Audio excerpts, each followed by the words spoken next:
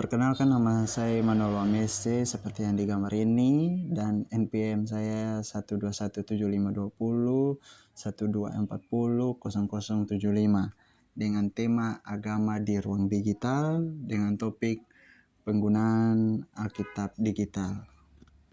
Kita tidak setiap waktu beraktivitas membawa Alkitab. Tetapi seiring perkembangan teknologi ada aplikasi Alkitab elektronik, maka saya merasa tidak salah untuk ada aplikasi Alkitab elektronik itu, sehingga ketika saya tidak berada di rumah dan membawa Alkitab dalam bentuk buku, saya bisa menggunakan Alkitab elektronik yang ada di HP saya. Dalam beberapa tahun terakhir, kita bisa melihat perubahan signifikan dalam cara umat Kristen mengakses Alkitab. Di lingkungan gereja, kampus, maupun komunitas rohani, banyak orang, terutama generasi muda, tidak lagi membawa Alkitab cetak. Sebagian besar lebih memilih menggunakan Alkitab digital lewat aplikasi di HP seperti Alkitab Sabda atau Alkitab LAI. Fenomena ini terlihat jelas saat ibadah minggu, persekutuan doa atau diskusi Alkitab di kampus.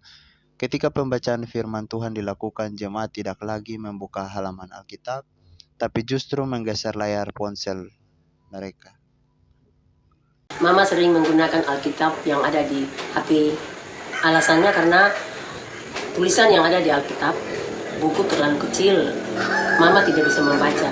Tetapi kalau yang ada di HP, Mama bisa memperbesarkan tulisan supaya bisa membaca. Terima kasih. Kalau beta lebih suka pakai di buku. Nah, alasannya bagi beta HP beta nggak bisa terima kemajuan, tapi beta lebih suka itu di buku karena kalau di buku itu kita tahu kan Alkitab itu firman Allah. Dia firman Allah, dia itu dikuduskan, dikhususkan. Itu dikuduskan.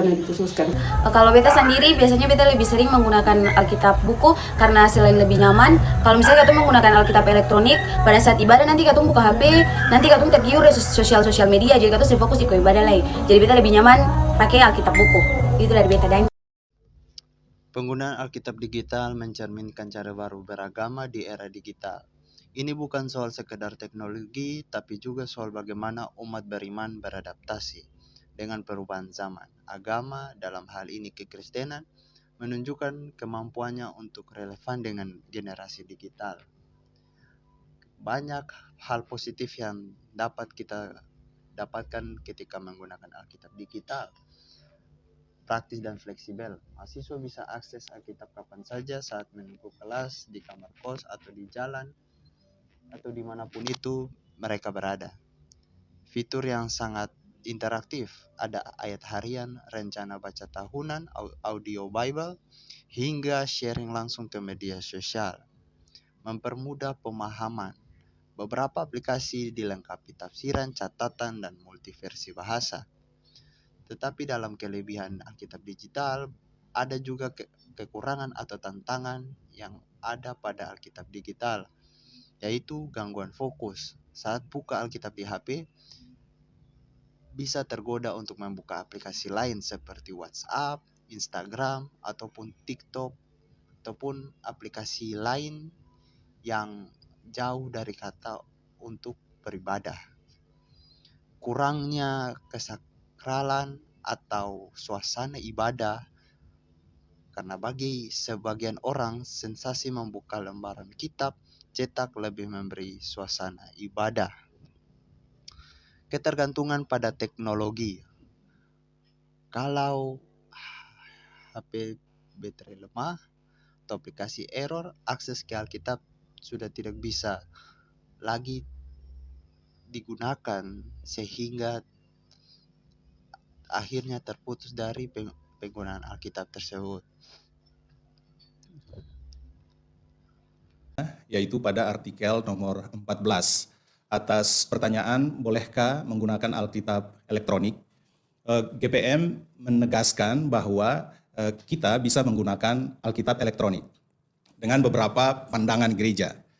Sebetulnya kita tahu bersama bahwa sejak awal Alkitab itu dicetak pada jenis bambu ya, kemudian dicetak lalu perkembangan lagi dicetak pada kulit binatang Dan sekitar abad 15 ketika kita mengenal mesin cetak dan teknologi, kemudian Alkitab dicetak dalam bentuk buku dengan menggunakan kertas. Lalu pada masa kini ketika teknologi berkembang, kita kemudian menggunakan aplikasi Alkitab elektronik. Artinya apa? Gereja menyadari bahwa Alkitab sebagai firman Tuhan itu ditulis pada media-media yang berbeda sesuai dengan perkembangan zamannya. Sehingga bagi gereja penggunaan Alkitab elektronik itu bisa dibolehkan. Bisa dibolehkan, tetapi juga bahwa Alkitab dalam bentuk buku itu juga masih sangat penting digunakan oleh warga gereja. Saya rasa mungkin itu dari sisi gereja Protestan Maluku dalam ajaran gerejanya. Kalau dilihat dari pendekatan studi agama-agama, penggunaan Alkitab digital bisa dipahami sebagai bentuk kontekstualisasi agama di zaman modern atau masa kini. Agama bukan sesuatu yang kaku, tapi selalu hidup bersama masyarakat dan budayanya. Maka, ketika budaya digital menjadi dominan, agama pun hadir di dalamnya. Agama dilihat dari pengalaman personal pemeluknya. Jadi meskipun bentuknya digital, jika seseorang sungguh-sungguh membaca dan merenungkan firman Tuhan, maka pengalaman rohaninya tetap baik dalam membacanya. Agama sedang mengalami pergeseran ruang sakral. Dulu tempat sakral itu gereja atau ruang ibadah.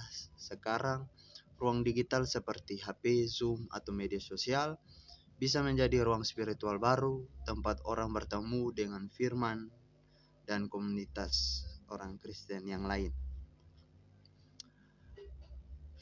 Firman Tuhan tidak terikat oleh format. Kitab suci adalah wahyu Allah, bukan benda kertas. Jadi selama isinya tetap sama dan dibaca dengan hormat, Alkitab digital punya nilai spiritual yang sama. Yang penting bukan medianya tapi sikap hati pembacanya. Namun, refleksi ini juga jadi pengingat agar kita tidak terjebak pada kenyamanan digital. Kalau semua jadi serba instan dan cepat, bisa saja iman kita ikut jadi instan, baca ayat sekilas tanpa makna. Maka teknologi harus dipakai dengan sikap bijak dan penuh tanggung jawab spiritual.